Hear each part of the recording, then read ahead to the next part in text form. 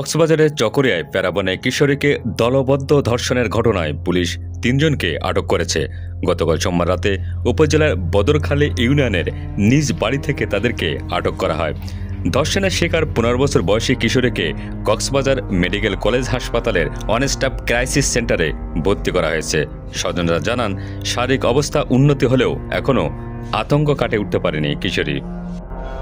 ওইটা বলার পর থেকে আমি চুপ হয়ে গেছি। আমার কাশি লাগাচ্ছে, আমার চুরি যখন জাগাচ্ছে আমি বই পেয়ে গেছি।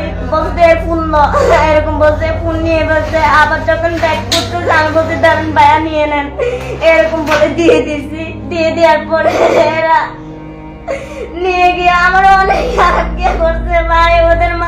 এই ঘটনায় আটক ৩ জন হলেন বদরখালী ইউনিয়নের টুটিয়াখালী পাড়ার মৃত ইজ্জত আলীর ছেলে মোহাম্মদ বশির, ঢেমুশিয়া পাড়ার আব্দুল সোবহানের ছেলে মোহাম্মদ শাহজাহান এবং কলেজপাড়া এলাকার মোহাম্মদ ইসাকের ছেলে মোহাম্মদ কাজল।